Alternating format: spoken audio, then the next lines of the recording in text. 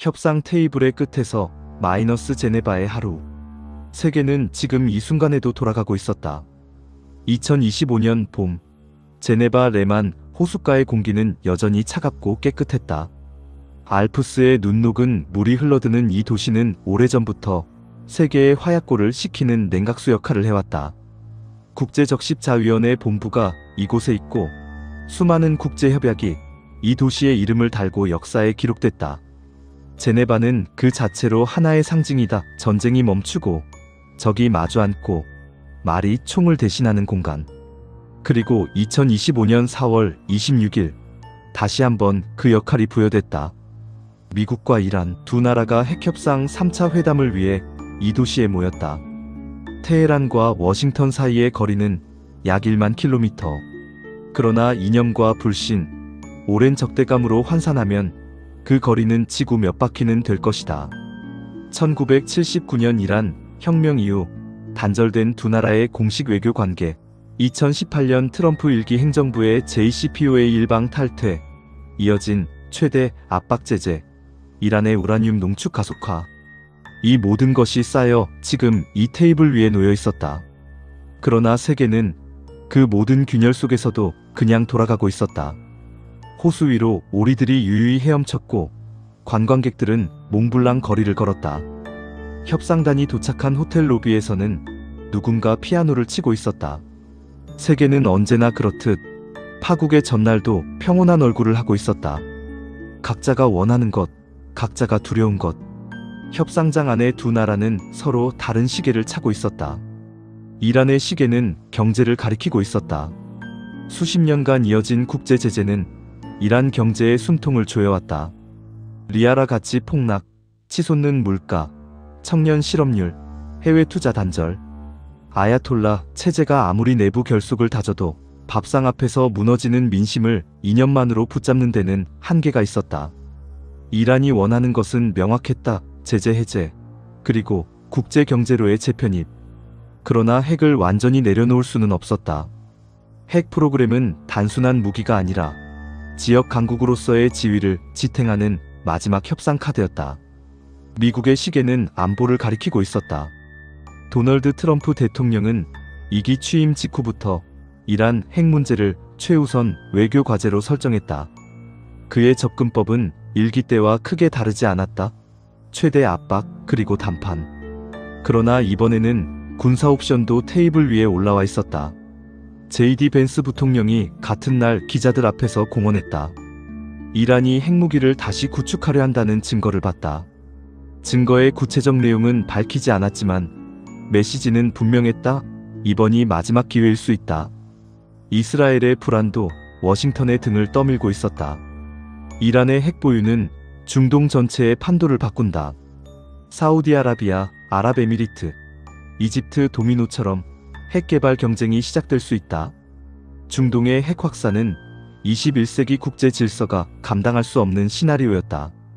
두 나라는 각자의 절박함을 품고 제네바에 왔다. 그리고 절박한 자들만이 진짜 협상을 한다. 낯선 방식으로 들어선 문.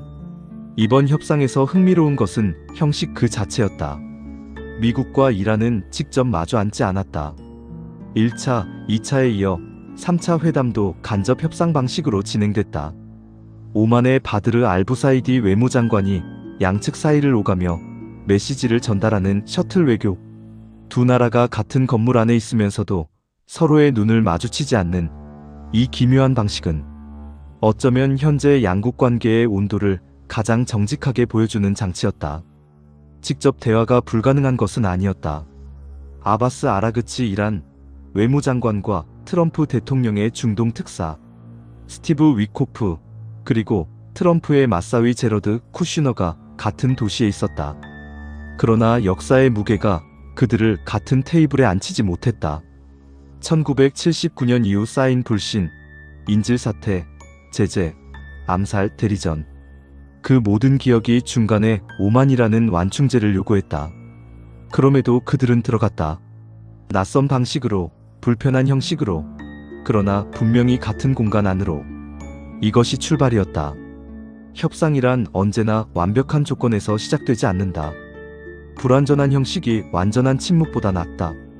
라파엘 그로시 IAEA 사무총장도 이번 회담에 직접 참여했다고 이란 측은 밝혔다. 핵 사찰과 검증의 권위를 가진 국제기구가 협상 테이블 곁에 앉았다는 것. 이것은 단순한 참관이 아니라 합의 이후의 이행 가능성을 미리 설계하겠다는 신호였다. 6시간의 탐색. 오전 4시간, 오후 2시간. 아라그치 외무장관이 회담 직후 밝힌 협상 시간이다. 총 6시간. 간접 방식이었으니 실제 오만 장관이 오간 거리와 시간까지 감안하면 협상에 소요된 에너지는 그 이상이었다. 6시간 동안 두 나라는 서로의 마지노선을 탐색했다. 이란은 우라늄 농축의 일시 동결을 제안했다. 알자지라가 이란 고위 관계자를 인용해 보도한 내용이다. IAEA 감독하에 우라늄 재고의 농축도를 낮추고 경제적 공동이익을 모색하는 패키지였다. 핵을 완전히 포기하지는 않되 그 위협 수위를 낮추고 관계 정상화의 첫 발을 내딛겠다는 계산이었다. 그러나 미국의 요구는 달랐다. 포르도, 나탄즈, 이스파한 이란 핵 프로그램의 심장부 3개 시설을 모두 해체하라. 남은 농축 우라늄은 미국에 인도하라. 일몰 조항 없이 완전한 핵 중단을 수용하라. 월스트리트 저널이 전한 미국의 요구 목록은 사실상 이란의 핵 주권 전체를 내려놓으라는 것이었다. 양측의 거리는 여전히 멀었다. 그러나 탐색은 계속됐다. 아라그치 장관은 말했다. 핵과 제재 등 모든 부문에서 합의 요소들을 진지하게 검토하기 시작했다. 검토하기 시작했다는 표현에 주목할 필요가 있다. 끝에 도달한 것이 아니라 지도를 펼쳐놓기 시작한 것이다. 탐색의 단계란 원래 그렇다 방향을 찾는 것이지 목적지에 도착하는 것이 아니다. 상당한 진전, 그리고 가까워진 이해. 오만 외무장관 알부사이디는 회담 후 X에 짧은 글을 올렸다. 상당한 진전이 있었다. 외교적 언어는 언제나 절제되어 있다. 상당한 진전이라는 표현은 과장이 아니다. 그러나 이 맥락에서 그것은 결코 작은 말이 아니다. 수십 년간 직접 대화조차 거부했던 두 나라가 6시간의 간접 협상 끝에 상당한 진전을 이뤄냈다면 그것은 실질적 발견이다. 아라그치 장관도 구체적인 단서를 흘렸다. 일부 사안에 있어서는 이해에 매우 근접했다. 어떤 사안인지는 밝히지 않았다. 그러나 협상 테이블에서 이해에 근접했다는 말은 단순한 외교적 수사가 아니다. 그것은 공통의 언어가 생겼다는 신호다. 협상이란 결국 상대가 무엇을 두려워하는지, 무엇을 절대 포기할 수 없는지를 이해하는 과정이다. 이란은 핵 주권과 체제 안보를 지키고 싶다. 미국은 핵 확산을 막고 지역 안정을 원한다. 이 두 가지 욕구 사이에 교집합이 있다면 그것이 합의의 씨앗이다. 6시간의 탐색 끝에 그 씨앗의 윤곽이 희미하게 보이기 시작했다. 대가는 이미 치러지고 있었다. 그러나 발견에는 언제나 대가가 따른다. 이란은 이미 많은 것을 잃었다. 제재로 무너진 경제, 국제 무대에서의 고립, 젊은 세대의 이탈. 협상 테이블에 앉는다는 것 자체가 이란 강경파에게는 굴욕으로 읽힐 수 있다.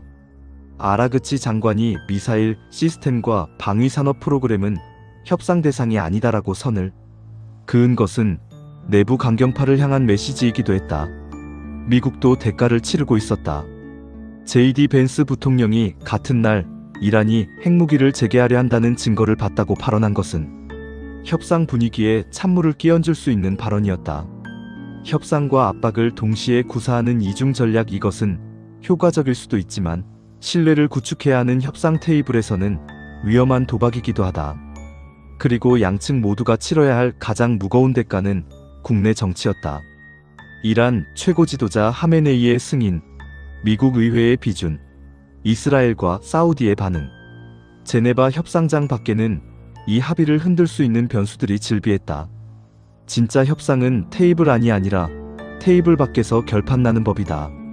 빈으로 가는 길. 회담은 끝났다. 그러나 협상은 끝나지 않았다. 양측은 3월 2일 오스트리아 빈에서 기술적 협의를 재개하기로 합의했다.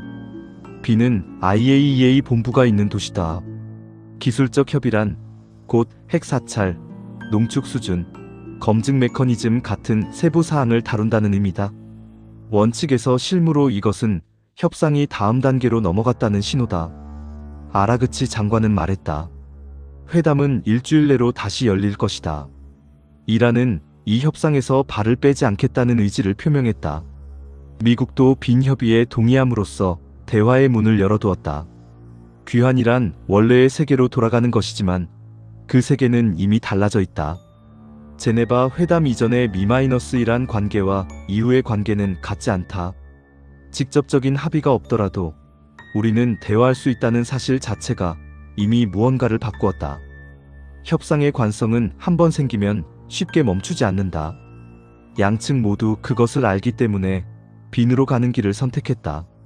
세계는 조용히 바뀌고 있었다. 레만 호수 위로 저녁이 내려앉았다. 협상단은 각자의 항공편으로 제네바를 떠났다. 아라그치는 테헤란으로, 위코프와 쿠슈너는 워싱턴으로, 알부사이디는 마스카트로. 그들이 떠난 자리에 남은 것은 호수와 알프스뿐이었다. 그러나 무언가가 달라졌다. 수십 년간 대화 불가의 상징이었던 두 나라가 오늘 6시간 동안 같은 공간에 머물렀다. 직접 눈을 마주치지 않았지만 서로의 목소리를 들었다. 요구와 거절이 오갔고 그 사이 어딘가에서 이해에 근접한 지점들이 발견됐다. 완전한 합의는 아직 멀었다. 미국의 요구는 여전히 과감하고 이란의 양보는 여전히 제한적이다. 벤스 부통령의 경고는 협상 무드를 끊임없이 압박하고 있다. 그러나 변화란 원래 조용히 시작된다.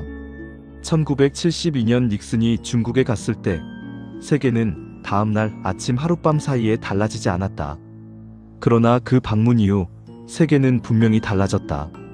제네바의 하루가 역사에 어떤 이름으로 기록될지는 아직 모른다. 합의의 서막일 수도 있고 또 하나의 실패한 시도로 끝날 수도 있다. 그럼에도 오늘 세계는 조금 덜 위험해졌을지 모른다. 말이 오갔다. 그것으로 충분한 하루였다. 빈에서의 다음 회담은 일주일 후다.